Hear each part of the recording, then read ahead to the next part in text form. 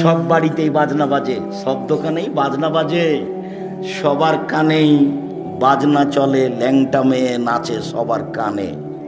আল্লাহ নবী বললেন, যখন মানুষ উজু করে মুখমণ্ডল ধয়, তো মুখমণ্ডলে যা পাপ হয়েছে সব পাপ পানির সাথে, পানির শেষ ফোঁটার সাথে ঝরে যায়।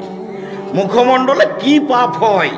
আল্লাহ নবী বলছেন, আইনানে তাজনের জেনা হুমান নাজর, দুই চোখের জেনা হচ্ছে চোখ দিয়ে দেখা।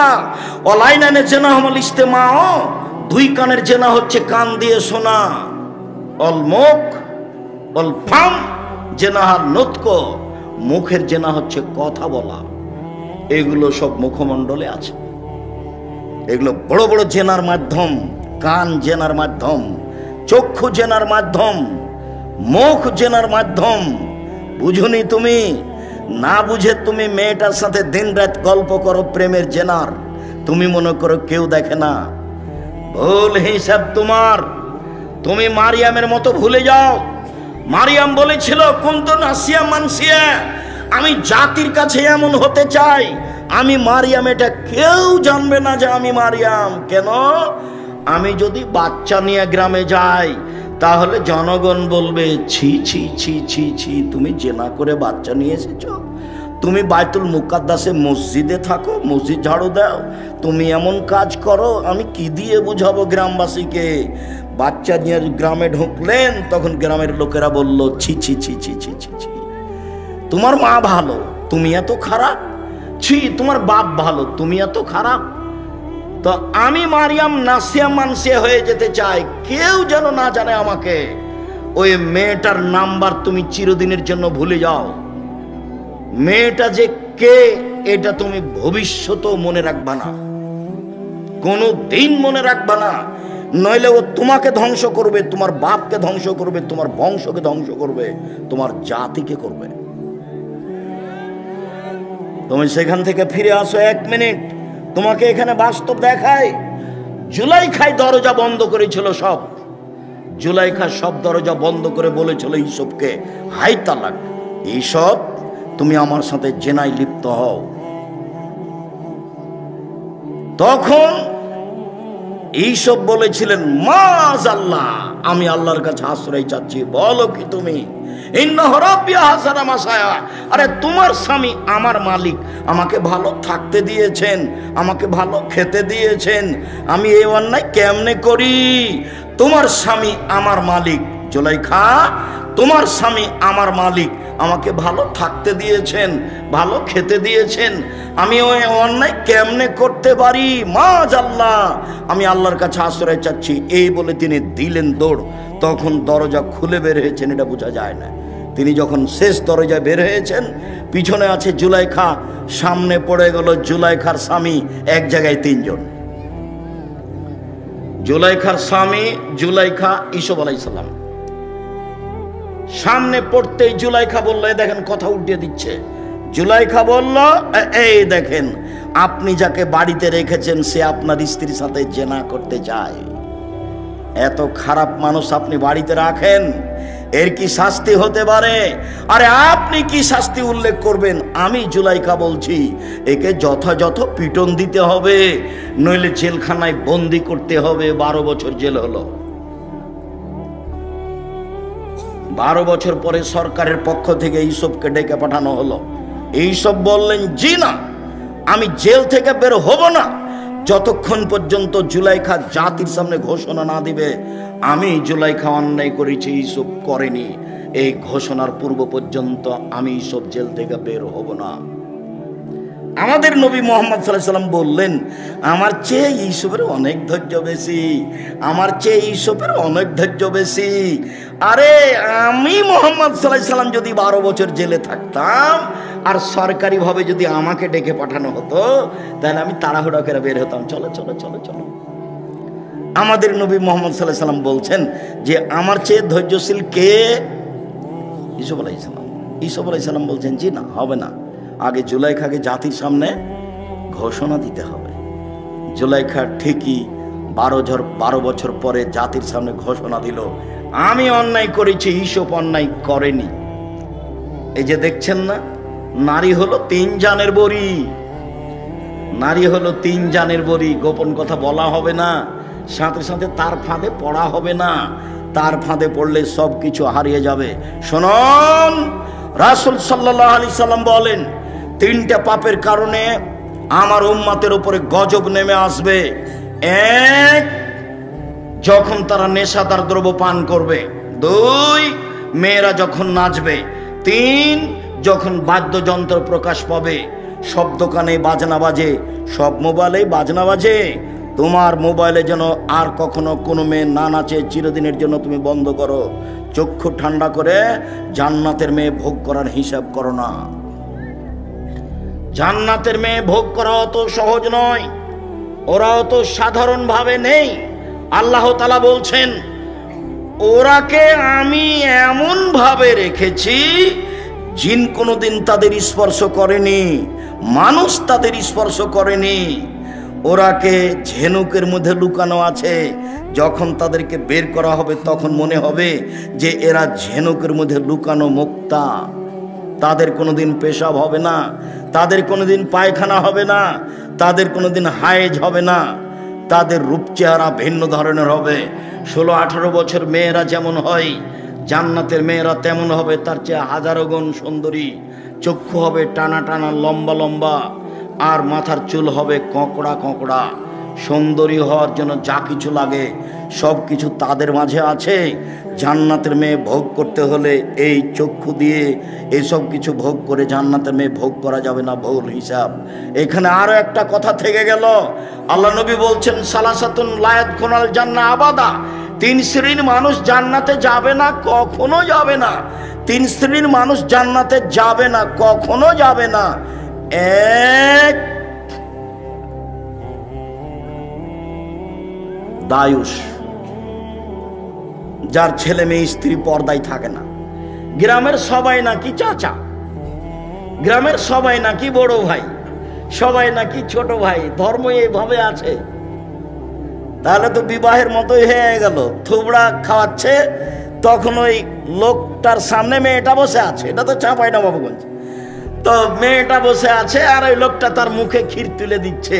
কত নোংরা নীতি বিবাহের! ছি ছি ছি ছি ছি। বইয়ের মুখে ক্ষীর তুলে দিতে হয়, বইয়ের মুখে দিতে হয়। ও কি বউ? ওই মেয়েটার বিবাহ হবে, তাই থুবড়া, তাই সবাই গ্রামের লোক থুবড়া খাওয়াচ্ছে। আর মহিলাগুলো গীত বলছে আর বলছে টাকা দিলে মুখ খুলবো। থুবড়া চিরদিনের জন্য হারাম। থুবড়া শব্দর মুখের উপরে পেশাব করে দিতে হবে, দিয়ে বলতে হবে থুবড়া পৃথিবীতে নেই। 20 বছর পরে কেউ যদি বলে থুবড়া, তাহলে আর কেউ বলবে কি গো, থুবড়া কি জিনিস গো? আচ্ছা, থুবড়া শব্দ কি তাহলে ডিকশনারিতে দেখতে হবে নাকি? কি সেটা এমন হতে হবে। যেমন ডুলি বিবি শব্দ চিরদিনের জন্য হারাম। ডুলি বিবি শব্দ একবারে ভুলে যেতে হবে, ডুলি বিবি কোনো শব্দই নেই। বিবাহতে গিয়ে মাঝা খরচ দিতে হবে, এটা হারাম। বিবাহতে ছেলের পক্ষ থেকে মেয়ের পক্ষ থেকে যা গেছে আপনার ওই ইয়েতে বরণতাতে ক্ষীর কাঁচিতে ছেলের পক্ষ থেকে তার ডবল যাবে, এই নীতি হারাম। মেয়ের বাপকে সব কিছু বেশি দিতে হবে, এই নীতি হারাম।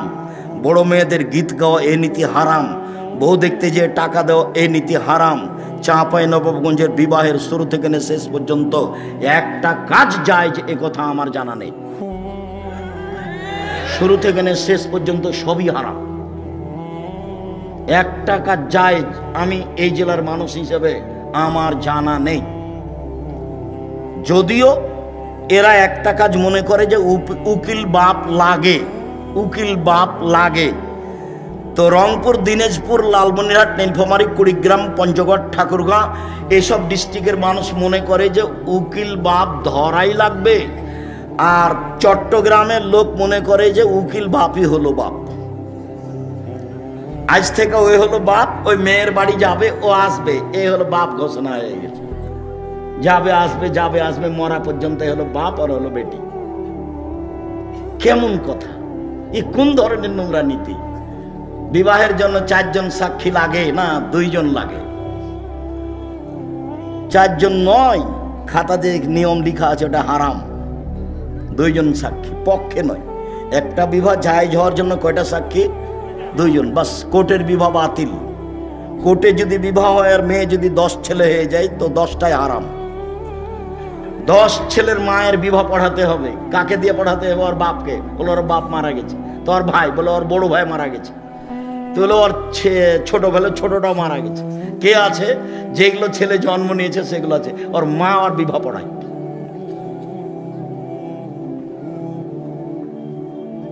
বিবাহ পড়াতেই হবে। কোর্টের বিবাহ বাতিল, কোর্টের বিবাহ বাতিল, কোর্টের বিবাহ বাতিল। আমি বলিনি, ও কথা মুহাম্মদ সাল্লাল্লাহু আলাইহি ওয়াসাল্লাম বলেছেন। বলছিলাম আল্লাহ তাআলা বলেন, তোমরা নিজেদেরকে জাহান্নাম থেকে বাঁচাও, পরিবারকে জাহান্নাম থেকে বাঁচাও। দেখি পরিবারকে কিভাবে জাহান্নাম থেকে বাঁচানো যায়। আবু হুরায়রা রাদিয়াল্লাহু তাআলা আনহু বলেন, রাসূল সাল্লাল্লাহু আলাইহি সাল্লাম বলেছেন, কুল্লু মাউলুদিন ইউলাদু আলাল ফিতরা, প্রত্যেকটা ছেলে মেয়ে ইসলামী ধারণ ক্ষমতা নিয়ে জন্মগ্রহণ করে। প্রত্যেকটা ছেলে দাড়ি ছেড়ে দিতে পারবে, এই ক্ষমতা আছে। প্রত্যেকটা মানুষ মোচ কাটতে পারবে, এই ক্ষমতা আছে। প্রত্যেকটা মেয়ে মাথায় কাপড় দিতে পারবে, এই ক্ষমতা আছে। আল্লাহ নবী বলছেন সবাই ইসলামী নিয়ম নীতি ধারণ ক্ষমতা নিয়ে জন্মগ্রহণ করে। ফাবু ইউহাবেদানিহি, তার বাপ মা তাকে ইহুদি করে দেয়। ইমাজ্জেশানিহি, তার বাপ মা তাকে আগুন পূজক করে দেয়। ইনাসরানিহি, তার বাপ মা তাকে খ্রিস্টান করে দেয়। বাপ মা ছেলে মেয়েকে যেভাবে গড়ে তুলে সেইভাবে গড়ে উঠে। চাঁপাই নবাবগঞ্জের ভাষাতে সঙ্গ দোষে লোহা ভাসে। এটাই হলো বুখারী মুসলিমের হাদিসের তরজমা। সঙ্গ দোষে লোহা ভাসে। এবার তুমি বলো, মেয়েটা ক্লাস 10-এ পড়ে, তার মাথায় কাপড় নেই, এই কাজটা কে করেছে? ওর মা। আমি বলছি ওটা ওর মা নয়, ওটা ওর সৎ মা। ওর মা বলবে, মাথায় কাপড় নিতে বাইরে না, কোথায় যাচ্ছিস? দাঁত ভেঙে দেবে একবারে। ওর মা সব সময় গরম হয়ে থাকবে তার বাচ্চার উপরে। হ্যাঁ, কোথায় গেছিলি এখন? এতক্ষণ গেছিলি কোথায়? ও তো পাহারাদার, আল্লাহ রাসূল বলছে। সঙ্গ দোষে লোহা ভাসে, এটা বুখারী মুসলিমের হাদিসের সারমর্ম কথা। বাপ মা যদি ইহুদি হয়, ছেলে মেয়ে ইহুদি হয়ে গড়ে উঠবে। বাপ মা যদি খ্রিস্টান হয়, ছেলে মেয়ে খ্রিস্টান হয়ে গড়ে উঠবে। বাপ মা যদি আগুন পূজক হয়, ছেলে মেয়ে আগুন পূজক হয়ে গড়ে উঠবে। শুনুন, অনেকদিন বলা আছে, 2টা মেয়ে একসাথে জন্ম নিয়েছে। দুইজনই সুন্দরী, দেখতেও ভালো, মেধাও ভালো, একই সাথে জন্ম নিয়েছে, যমজ। একজনের বিবাহ হয়েছে কথার কথা আওয়ামী লীগের ছেলের সাথে, আর একজনের বিবাহ হয়েছে বিএনপি ছেলের সাথে। দুই বোনে এখন আর কথা বলে না। একসাথেই থাকতো, একসাথেই চলতো, একসাথেই খেত। ওর প্রতিক্রিয়া এর ভিতরে ঢুকেছে, ওর প্রতিক্রিয়া এর ভিতরে ঢুকেছে। এটাই শেষ পর্যন্ত হাদিস এরকমই থাকবে। এক খেয়ালে চেয়ে থাকবেন, আমি আপনার সাথে আছি কিছুক্ষণ। সম্মানিত দিনী ভাই বোন, আবু হুরায়রা রাদিয়াল্লাহু তাআলা আনহু বলেন, রাসূল সাল্লাল্লাহু আলাইহি সাল্লাম বলেছেন, কুল্লু নাফসিম মিন বানি আদম সাইয়্যিদ, আদম সন্তানের পুরুষ নারী সবাই দায়িত্বশীল। সবাই নিজের নিজের নিজ নিজ দায়িত্ব পালন করবে। আদম সন্তানের সবাই দায়িত্বশীল। তাহলে বাপ আর রাজুল সাইয়্যিদ ফি বাইতি আহলিহি, বাপ হচ্ছে তার পরিবারের উপরে দায়িত্বশীল। বাপ হলো তার পরিবারের উপরে দায়িত্বশীল। ওয়াল মারআতু সাইয়্যিদাতু বাইতিহা, আর মহিলা হচ্ছে বাড়ির দায়িত্বশীলা। আল্লাহ নবী যখন বাপের কথা বললেন তখন বললেন পরিবার, আর যখন মায়ের কথা বললেন তখন বললেন বাড়ি। বাড়িটা সাজগোজ করে রাখবে মা, বাড়িটা সুন্দর করে গুটিয়ে রাখবে মা, ছেলে মেয়েকে দেখাশোনা করবে মা, স্ত্রী সহ পুরো পরিবার কন্ট্রোল করবে বাপ। ও হলো এই পরিবারের মালিক। আর একজন কি করলো সেটা আপনার দেখার প্রয়োজন নেই। আপনি কি করছেন, আপনি পরিবারকে জাহান্নাম থেকে রক্ষা করুন, আপনি পারবেন। ছেলের দাড়ি চাঁচা আছে, জবাব আপনাকে দিতে হবে। ছেলের টাকনোর নিচে প্যান্ট আছে, জবাব আপনাকে দিতে হবে। আপনার বাড়িতে একটা নিয়ে এসেছেন পট, বাচ্চার পায়খানা করা পট, সেটা হলো ঘোড়া। জবাব আমি দিব? এই বাড়িতে তো ফেরেশতা আসবে না। আপনি এই পট কিনলেন কি করে? এই পট যদি আমাদের বাড়িতে যায় তাহলে প্রথমত মাথাটা কেটে দেওয়া হবে, যদি না হয় ফেরত দেওয়া হবে, যদি না হয় তাহলে মাটিতে পুঁতে দেওয়া হবে। আপনার স্ত্রী কি দায়িত্ব পালন করে? আপনার স্ত্রী একটা প্লেট কিনেছে, তাতে আছে চিংড়ি মাছ, ও নাকি শিক্ষিতা। আপনার স্ত্রী একটা আয়না কিনেছে, আয়না হলো রুই মাছ। আপনার স্ত্রী একটা তরকারির বাটি কিনেছে, সেটা হলো কাতল মাছ। কি বুঝাতে চাচ্ছেন আপনি আমাকে? আপনার শোকে যে কাঁকড়া সাজানো আছে, আপনার স্ত্রী অ্যালবামে ছবি ছেলে মেয়ের রেখেছে, বাপ মায়ের রেখেছে, এ শিক্ষিতা নয়। একজন অশিক্ষিতা মহিলা এ পরিবার কন্ট্রোল করতে পারে না, আপনিও পারবেন না। আপনি আপনার পরিবারের দায়িত্ব পালন করেন না। আপনার বাড়িতে কার্টনওয়ালা গেঞ্জি গেল কেন? আপনার ছেলের গায়ে কার্টন আছে, দেখা যাচ্ছে ছবি মানুষের, দিন রাত ঘুরে বেড়াচ্ছে, চোখে পড়ে না? আপনার স্ত্রী আপনার বাচ্চার পায়জামাটা প্যান্টটা রোজ ধুয়ে দিচ্ছে, প্যান্টের টাকানোর নিচে যায়, সেটাও দেখতে পায় না। ও যে দায়িত্বশীল, কি দায়িত্ব পালন করে?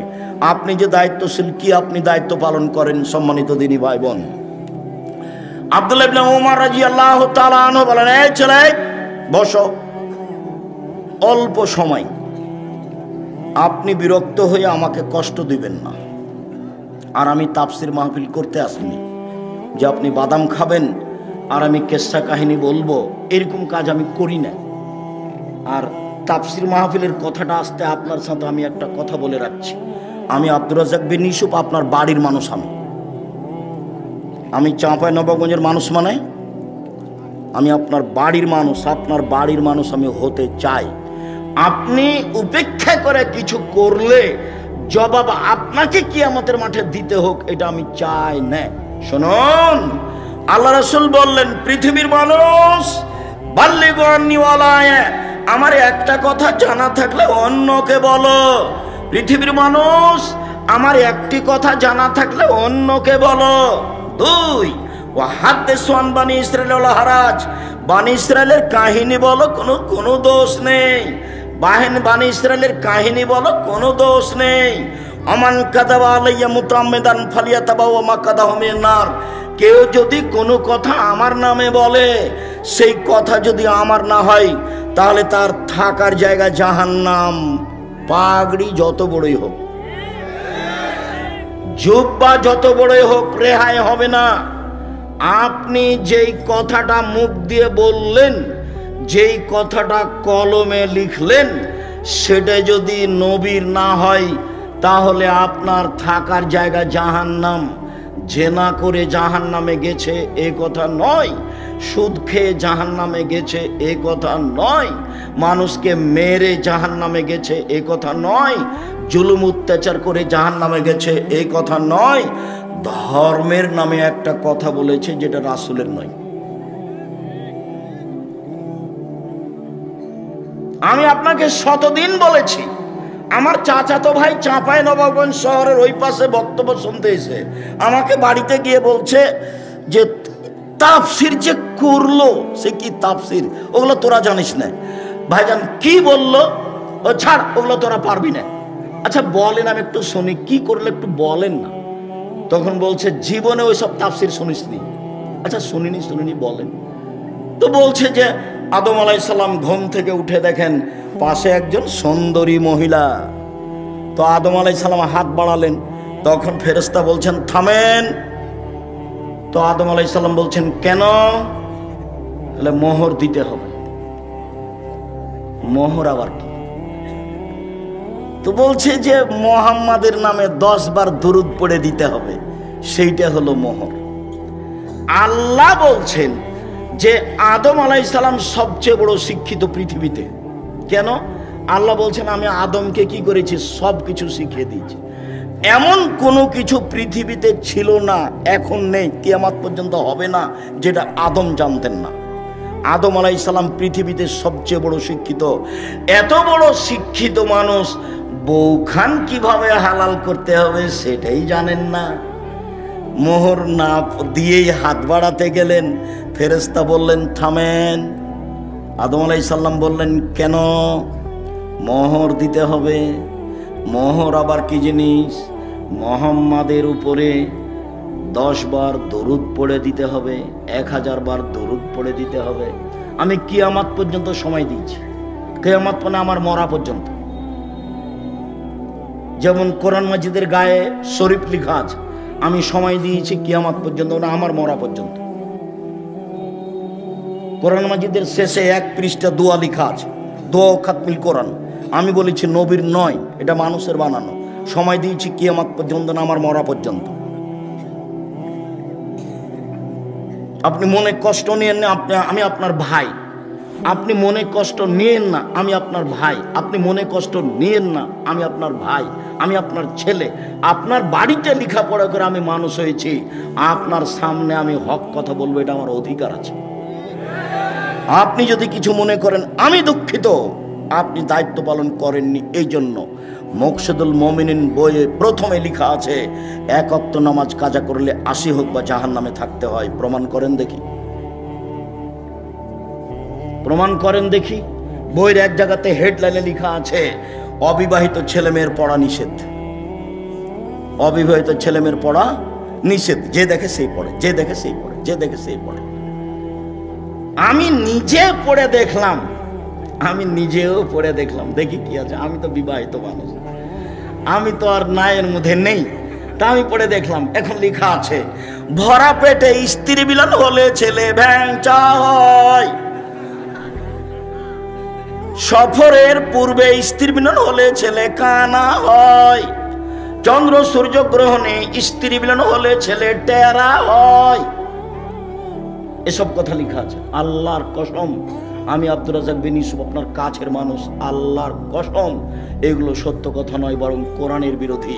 আল্লাহ বলছেন নিসাউকুম হারসুল লাকুম ফাতু হারসাকুম আন্না শিতুম। পৃথিবীর মানুষ তোমাদের স্ত্রী, তোমাদের জমি। পৃথিবীর মানুষ তোমাদের স্ত্রী, তোমাদের ক্ষেত। পৃথিবীর মানুষ তোমাদের স্ত্রী, তোমাদের জমি। তোমরা তোমাদের জমিতে আসো তোমাদের ইচ্ছা মতো, সকালেই কি, দুপুরেই কি, ভরা পেটেই কি, সফরের পূর্বেই কি, চন্দ্রগ্রহণ লাগলেই কি আর না লাগলেই কি। ঋতু হাইজ অবস্থায় স্ত্রী মিলনে যাওয়া না, বাস। এটা আল্লাহর দেওয়া বিধান। পৃথিবীর মানুষ, আমার একটি কথা জানা থাকলে অন্যকে বলো। পৃথিবীর মানুষ, বানি ইসরায়েলের কাহিনী বলো, কোনো দোষ নেই। মানে সত্য কাহিনী হতে হবে। 1 মিনিট সত্য কাহিনী হতে হবে। 1 মিনিট 1 মিনিট বলে কি বলতে চাচ্ছেন আব্দুর রাজ্জাক সাহেব? হ্যাঁ, একটা সত্য কাহিনী দেখাই। ইশতারা রাজুলুন মিন রাজুলিন আখারান। একটা লোক একটা লোকের কাছে জমি কিনে নিয়েছিল হাজার হাজার বছর পূর্বে। জমি চাষ করতে গিয়ে স্বর্ণের পাতিল পেল। এখন জমি ক্রেতা স্বর্ণের পাতিলটা বিক্রেতার কাছে নিয়ে গিয়ে বলছে খুদ্দাহ বাকা মিন্নি, আপনি স্বর্ণের পাতিল নেন। ইশতারা তো মিন কালার ধরম আপতা মিন কাদা, আমি আপনার কাছে জমি কিনে নিয়েছি, স্বর্ণের পাতিল কিনে নিন, নেন। তখন বিক্রেতা বলছে বাইতুলার জমা ফিহা, জমিও বিক্রি করেছি, জমিতে যা ছিল সবই বিক্রি করেছি, পাতিল নেব না। হাদিস বুখারী মুসলিম, হাজার হাজার বছর আগের কাহিনী। এই হলো বানি ইসরায়েলের কাহিনী। পৃথিবীর আলেম ওলামা, তোমরা বানি ইসরায়েলের কাহিনী বলো। ও মুফাসসির সাহেব, আপনি বানি ইসরায়েলের সত্য কাহিনী বলেন, আপনি সহিহ হাদিস বলেন। যদি আপনার কোনো কথা এমন হয়ে যায় যেটা নবীর নয়, তখন থাকার জায়গা জাহান্নাম, পথ ঘাট থাকবে না। জোব্বা যত বড়ই হোক, পীর যত বড়ই হোক, লাভ হবে না, বাঁচার কোনো পথ নেই। হাদিস বুখারী মুসলিম। আল্লাহ নবী বলছেন কাফাবিল মারে কাদওয়ানি ইউহাদ্দিসু বিকুল্লি মা সামিয়া, মুখ দিয়ে কথা বলার পূর্বে ও যেন তদন্ত করে দেখে। তদন্ত না করে যেন কোনো কথা ধর্মের নামে না বলে। বন্ধ থাক, ধর্ম বন্ধ থাক। তুমি বলিও না, বলতে গেলে দেখে বলিও। আমি বলছি না যে আপনি কাদমাশা করিয়েন না উজুতে, আমি এই কথা বলছি না। আমি বলছি আপনি কাদমাশা করেন, কিন্তু যদি নবীর না হয়ে থাকে তাহলে আপনার কি হবে? আপনার আমি এটা বন্ধ করতে আসিনি। আপনি বলেন আল্লাহুম্মা সাল্লি আলা সাইয়্যিদিনা নাবিয়ানা মুহাম্মদ, বলেন। আমি আপনাকে নিষেধ করিনি, এই কাজ আমি করি না। আমি যেটুকু বলছি সেটুকু হচ্ছে, এইটা যদি নবীর না হয় তাহলে আপনার কি হবে? তাকে আপনি তদন্ত করেন, নবীর প্রমাণ হোক। আপনি একজন বড় মুফাসসির, আপনি একজন বড় মুফাসসিরের সহযোগী, আপনি এমনটা করছেন, যদি রাসূলের না হয় তাহলে আপনার এবং তার কি হবে, এইটা আপনি বিবেচনা করছেন না কেন? আমি তো মনে করছি এইভাবে তাফসীর করাটা ঠিক ওইরকম। কেমন?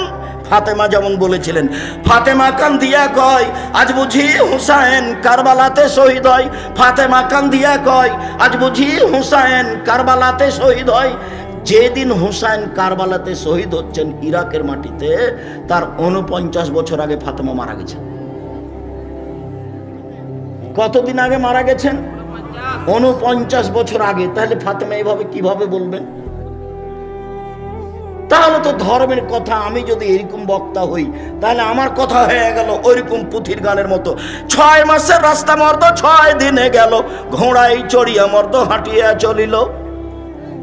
ধর্ম এরকম নয়। কেউ যেন আঙ্গুলে চোখে আঙ্গুল না ঢোকাতে পারে এইভাবে বলার চেষ্টা করেন, তবে মানুষ হিসেবে কোনো জায়গাতে ত্রুটি থাকতেও পারে। আবু মুসা আশআরী রাদিয়াল্লাহু তাআলা আনহু বলেন, রাসূল সাল্লাল্লাহু আলাইহি সাল্লাম বলেছেন, আইয়ুমা রাজুলিন লাহু ওয়ালিদা, কারো যদি একটা কাজের মেয়ে থাকে, কাজের মেয়ে, ফাআদ্দাবাহা ফাসানা তাদিবাহা, তাকে যদি শিষ্টাচার শিখিয়ে দেয়, সুন্দর শিষ্টাচার শিখিয়ে দেয়, আল্লামাহা ফাসানা তালিমাহা, তাকে যদি বিদ্যা শিখিয়ে দেয়, সুন্দর বিদ্যা শিখিয়ে দেয়, ফালাহু আজরান, তার জন্য ডবল নেকি রয়েছে। কাজের মেয়েকে বিদ্যা শিখাতে হবে, কাজের মেয়েকে শিষ্টাচার শিখাতে হবে। শিষ্টাচার কি জিনিস? নখ বড় কেন? শিষ্টাচার গ্রহণ করো, কেটে ফেলো। কপালে টিপ কেন?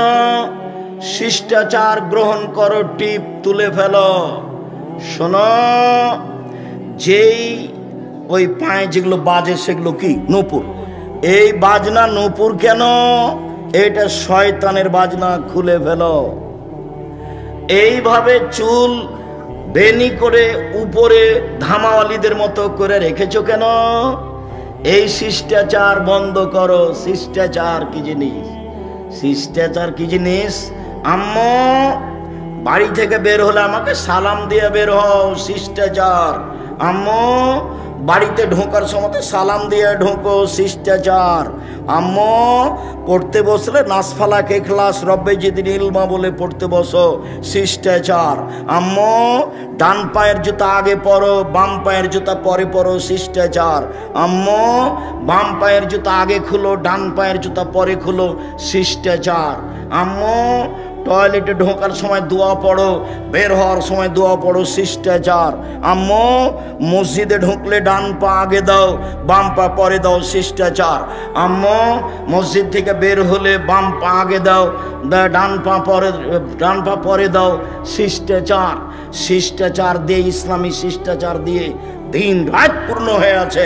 আম্মু ডান হাতে গিলাস ধরো, 3 শ্বাসে পানি পান করো, শিষ্টাচার। ফিলিস্তিনের লোকেরা অরিজিনাল আরবি, মূল আরবি। ফিলিস্তিনের লোকেরা একবারে নগদ আরবি, কিন্তু তারা নিচে নামতে নামতে নামতে এমন নেমেছে যে শিষ্টাচার টোটালেই ভুলে গেছে।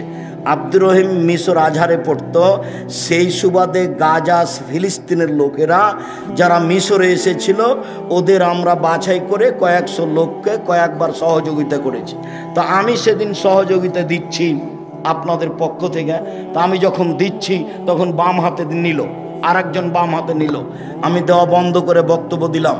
আমি আরবিতে শুনলাম, ওরা তো আরবি আমার চেয়ে বেশি বুঝে। যখন বললাম বাম হাত হলো শয়তানের জন্য, ডান হাত হলো রাসূল বলছেন খাওয়ার জন্য, পবিত্রতার জন্য। আয়েশা রাদিয়াল্লাহু আনহা বলছেন রাসূলের ডান হাত খানটা পবিত্র কাজের জন্য, খাওয়ার জন্য, আর বাম হাত খানটা লেখালা এই পেশাব পায়খানার জন্য, অমিন কাদারা, আর যে খারাপের ময়লার জন্য। ওরা একবারে গুলগুলা হয়ে বুঝলো আরবি, ওরা তো আরবিতেই জন্ম। এবার বললাম নেন, তখন বাম হাত বাড়িয়ে গেল। কেন বলেন তো? আদাত, অভ্যাস। বক্তব্য বুঝলো ঠিকই, কিন্তু যেটা চলমান অভ্যাস সেটা পরিবর্তন সহজে করতে পারলো না। বাম হাতে নিচ্ছে, বাম হাতে নিচ্ছে, বাম হাতে খাচ্ছে, বাম হাতে চা ধরছে। শয়তান খায় বাম হাতে, পেশাবের কাজ বাম হাতে, পায়খানার কাজ বাম হাতে, ছুঁচে বাম হাতে। মানুষ কি করে? ছুঁচে বাম হাতে, পায়খানা লাড়ে বাম হাতে। আচ্ছা, আপনি বাম হাতে চা খাচ্ছেন, আপনার একটু মানবতা নাই? আপনি শিক্ষিত মানুষ, কে বললো? আমি বলিনি ভাইজান, আমি কোনোদিন বলিনি। আপনাকে আমি গরু ছাগলের মতো মনে করি। বুঝেও বুঝে না, ওরা অন্তর আছে বুঝে না, দেখেও দেখে না, ওরা চক্ষু আছে দেখে না, শুনেও শুনে না, ওরা কান আছে শোনে না।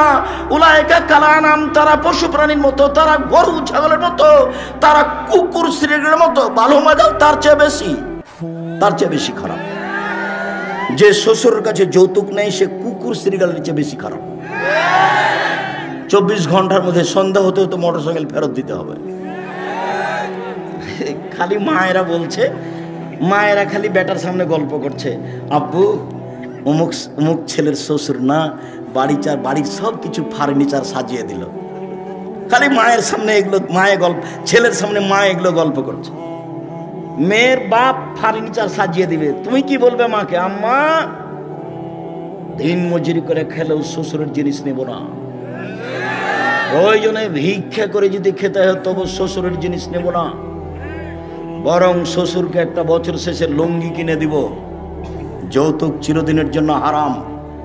ভিক্ষা করা টাকা দিয়ে চাউল কিনে ভাত খেয়ে ইবাদত কবুল হবে, যৌতুকের টাকা দিয়ে চাউল কিনে ভাত খেয়ে ইবাদত কবুল হবে না। এই যে বললাম, এইভাবে দেখি কিয়ামত পর্যন্ত সময় থাকলে কোন মায়ের বেটা এভাবে ধরতে পারে। যৌতুকের টাকা দিয়ে চাউল কিনে ভাত খেয়ে ইবাদত কবুল হবে না, যৌতুক ফেরত দিতে হবে। কাজ করে খেতে শিখতে হবে, শ্বশুরের সাথে নয়। ঘর জমায় হয়ে কাজ করতে রাজি নয়, দিন মজুরি করে খেতে রাজি আছি। নিজের ব্যক্তিত্ব বিক্রি করতে রাজি নয়। মানুষের বাড়িতে কাজ করে খাবো, সারাদিন কাজ করব, বিকেলে 600 টাকা পাবো। এই যে 600 টাকার মালিক আমি। কাজ করে খাবো কেন? চকলেট বিক্রি করে খাবো, সারাদিনে 800 টাকা ইনকাম করব। চকলেট বিক্রি করব কেন? রহনপুরে জমিদারের ছেলে আমি, কোটি টাকার ব্যবসা করব। করো না, ভালো কাজ। দিন মজুরি করে খেলে টাকা শেষ হবে সন্ধ্যায়, আর মাসের যদি চাকরি করেন তাহলে টাকা শেষ হবে 25 দিনে। 5 দিন ধার কর্জ করে খাওয়া লাগবে। মায়ে যদি টাকা চায়, বেটা এ মাসে কিছু টাকা দিতে হতো বেটা। আচ্ছা দেখি আম্মা, এ মাসে তো পারলাম না, সামনে মাসে জিনিসের দাম বেড়ে গেছে। তখন বলছে আম্মা কিছু যে করতে পারলাম না। তাহলে কি করতে হবে? ব্যবসা। আল্লাহ রাসূল বলছেন, সত্যবাদী ব্যবসায়ী জান্নাতে নবীর সাথে থাকবে। আল্লাহ নবী বললেন, ব্যবসায় মিথ্যা কথা কসম চলে আসে আসুক, তুমি কিছু দান খেরাত করে দাও, তাতে মিটে যাবে। ব্যবসার সব পথ খোলা আছে। ব্যবসা করে উপার্জন করে খেতে শিখতে হবে। চাঁপাইনবাবগঞ্জের লোকের মতো নয়। চাঁপাইনবাবগঞ্জের লোক 2 ধরনের, একটা চাকরি আর একটা দিন মজুরি। আমি যখন দেশে যাই, সৌদি আরব, কুয়েত, কাতার, বাহরাইন, মিশর, আপনার আবুধাবি, দুবাই, ওমান, লন্ডন, এইসব দেশে যখন যাই তখন গিয়ে থাকি। বাড়ি কোথায়? ব্রাহ্মণবাড়িয়া। বাড়ি কোথায়? সন্দ্বীপ। বাড়ি কোথায়? কুমিল্লা। কেউ বলে না যে বাড়ি রহনপুর, কেউ বলে না চাঁপাইনবাবগঞ্জ। মাস গিয়ে থাকছি, মাস যেখানেই যাই মানুষ সম্মান করে খুব বেশি। একবার সম্মান দেখে মনে হয় যে আল্লাহ এই দুনিয়াতে সম্মান দিয়ে শেষ করো না, এটা আমার জন্য পরকালে লাগবে। আল্লাহ, আমি এইভাবে চাইনি, আমার পরকালটা টিকিয়ে দাও, ওটা থাক, তারপরে এটা দাও, ওখানের জন্য ঘাটতি না হয়। 6 মাস জীবনে গাড়িতে থাকলাম, 6 মাস বাড়িতে থাকলাম, তবু ঝামেলার মধ্যে থাকলাম।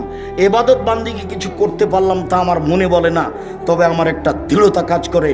জাতির সামনে কোনোদিন ধর্মের নামে ফাঁকি দিনি। জাতি যেটুকু মানছে ওটুকু থেকে আমি তার সমান নেকি পাবো ইনশাল্লাহ। এই দিয়ে আমি সফল হব ইনশাল্লাহ, এটা আমার দৃঢ়তা কাজ করে। কাজের মেয়েকে শিখিয়ে দিল, শিষ্টাচার শিখিয়ে দিল, কাজের মেয়েকে বিদ্যে শিখিয়ে দিল। কাজের মেয়েকে যদি শিক্ষা দিতে হয় তাহলে নিজের মেয়েকে শিক্ষা দিতেই হবে। কাজের মেয়েকে যদি শিষ্টাচার শিখাতে হয় তাহলে নিজের মেয়েকে শিষ্টাচার শিখাতেই হবে, বাধ্য, শিখাতেই হবে। উপস্থিত বৈঠকের দিনে মুসলিম বোন, আপনি একটু প্রস্তুতি নেন। এই মেয়ে কথা বলছো কেন? ঢং ঢং করে এসেছ, আবার কথা বলছো কেন? মুখ বন্ধ রাখো।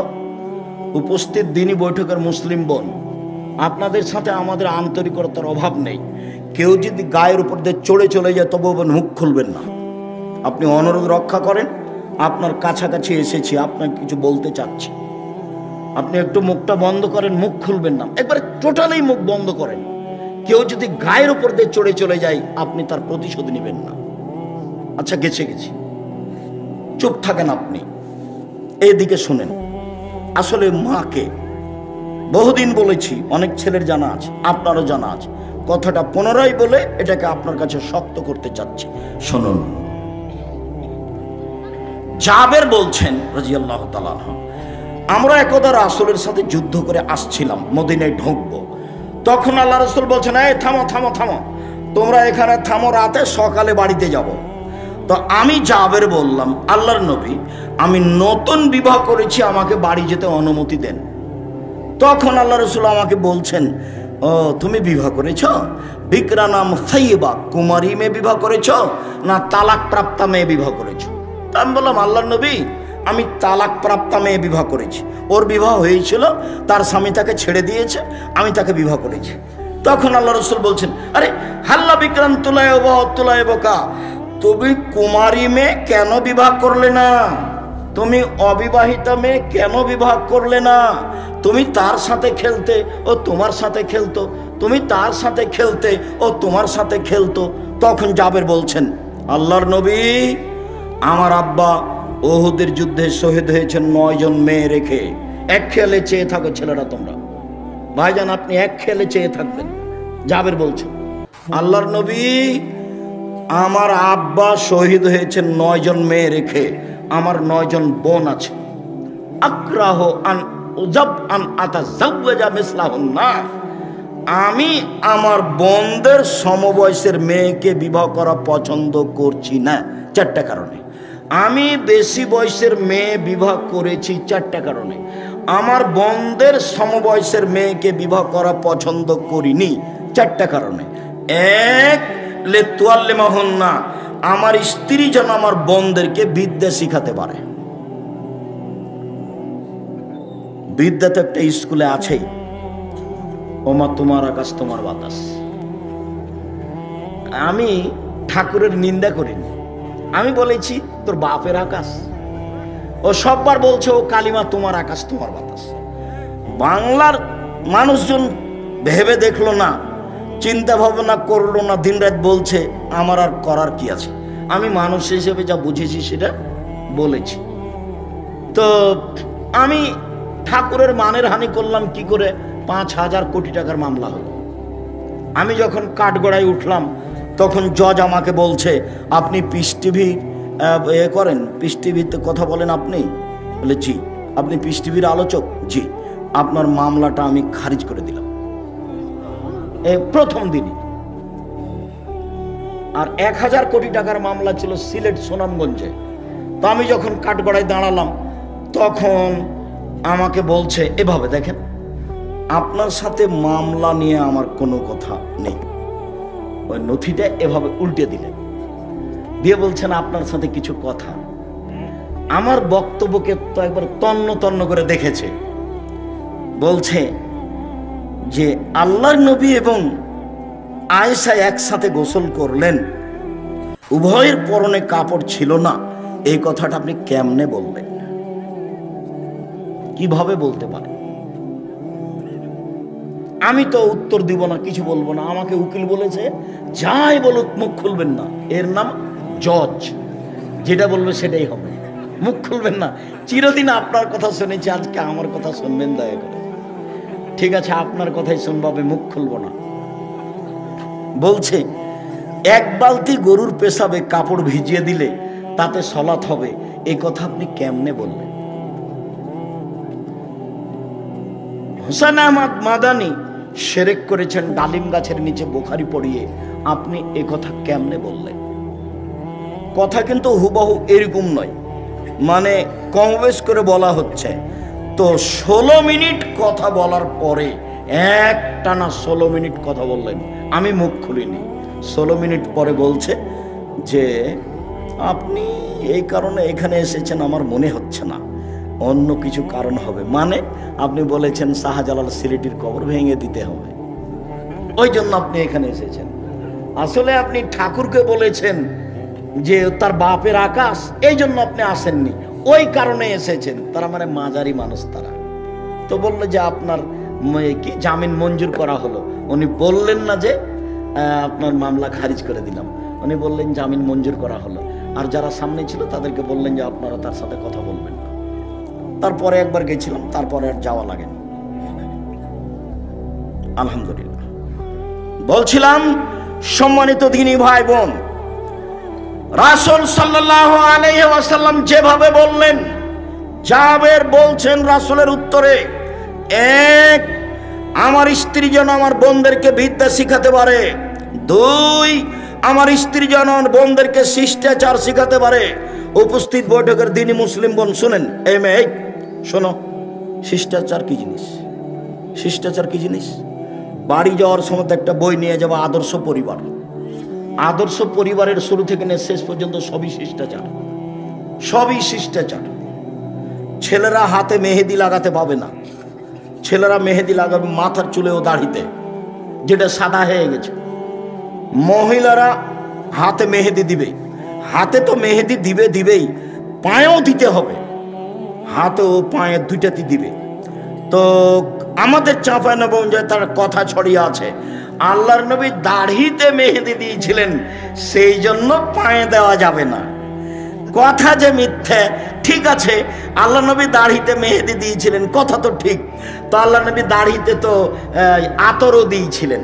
তো আল্লাহ নবী বললেন, হায়জলা ঋতুওয়ালা মহিলারা যখন ঋতু থেকে পবিত্র গোসল করবে তখন লজ্জা স্থানে আতর ব্যবহার করবে। তো আল্লাহ নবী দাড়িতে যে আতর লাগিয়েছেন, এবার সবাই মনে হয় কথা ধরতে পারেননি, আবার বলবো নাকি?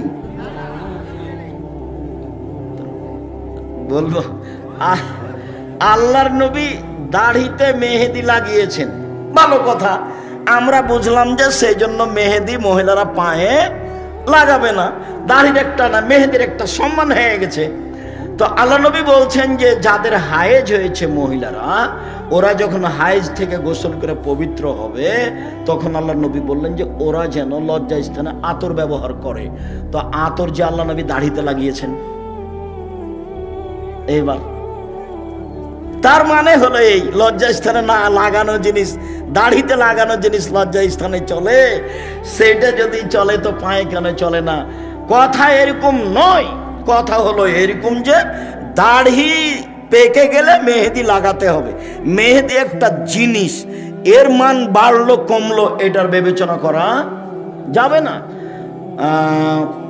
আতর হচ্ছে একটা জিনিস, পুরুষেরা গায়ে হাতে মুখে মাথায় লাগাবে, আর মহিলারা ফরজ গোসলের পরে, ঋতু থেকে গোসলের পরে লজ্জা স্থানে লাগাবে। এটা হলো রাসূলের নিয়ম, আদেশ। এইটাতে আতরের মান বেড়ে গেল, এই কথা ভুল।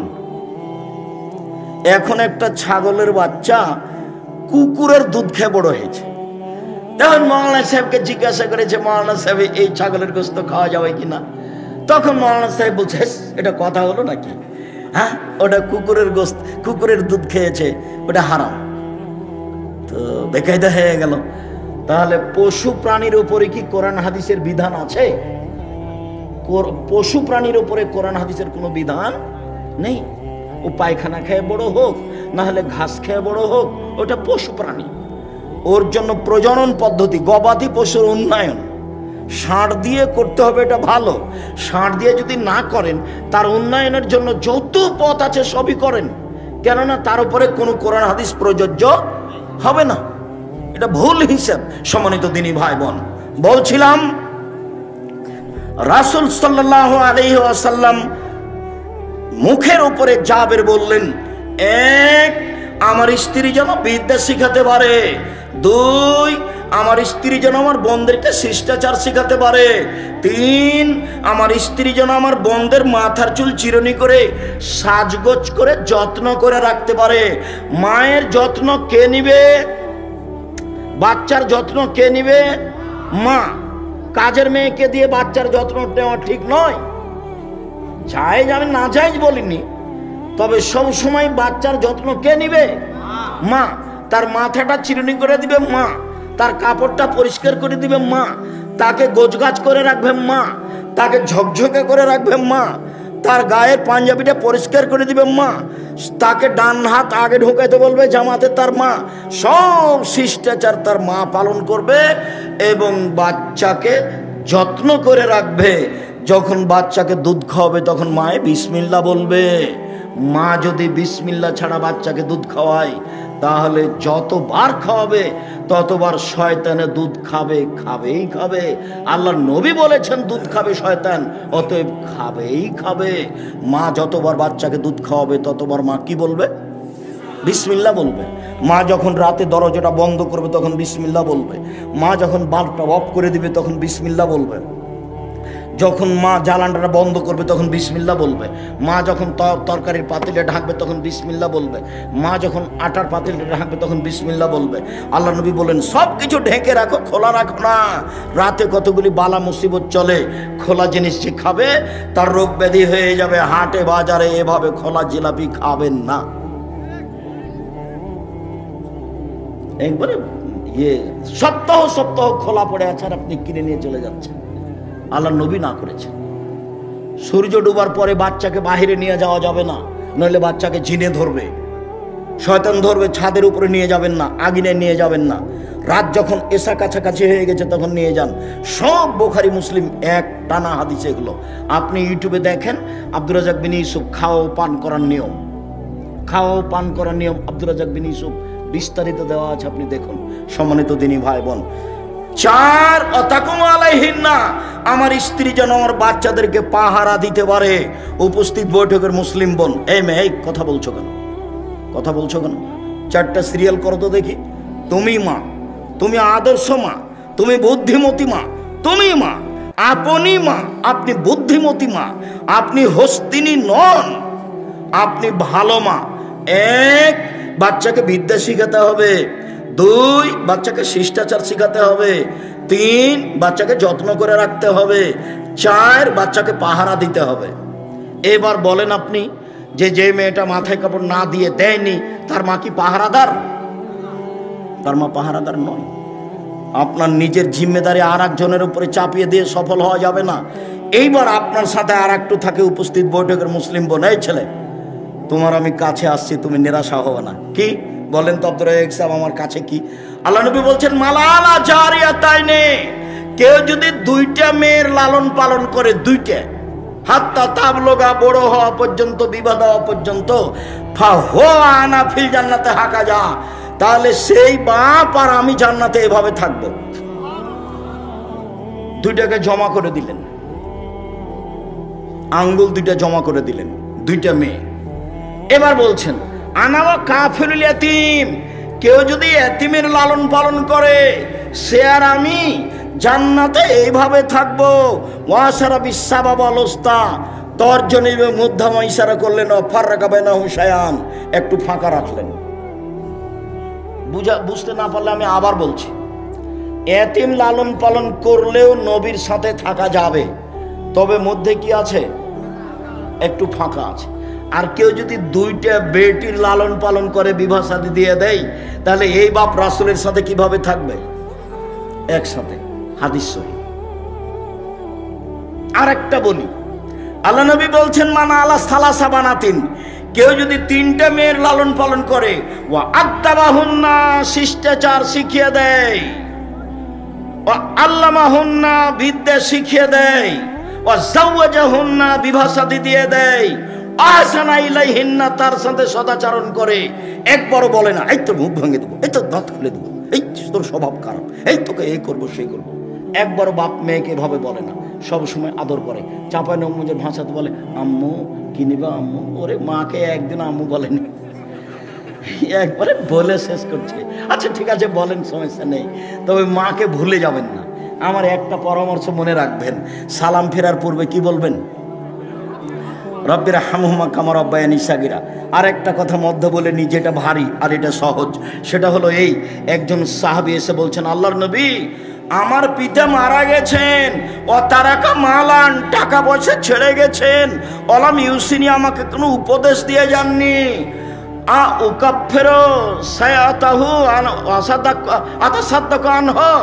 আমি যদি তার নামে দান করি তার পাপ মিটে যাবে কি? কালা নাম। আল্লাহ রসুল বললেন হ্যাঁ। তিনি বললেন না বড় পাপ, তিনি বললেন না ছোট পাপ, তিনি বললেন তুমি দান করলে তোমার বাপের নামে তোমার বাপের পাপ মিটে যাবে। আল্লাহ নবী, আমার মা হঠাৎ মারা গেছেন, লাউ তাকাল্লামাত তাসাদ্দাকাত, আমার মা কথা বলতে পারলে দান করতেন। আমি যদি আমার মায়ের নামে দান করি ওলাহ সওয়াব, তার কি নেকি হবে? কারণ নাম। আল্লাহ রসুল বললেন হ্যাঁ। সব বুখারী মুসলিমের হাদিস। তাহলে মরা বাপ মায়ের নামে একটা থাকলো দোয়া আর একটা থাকলো দান।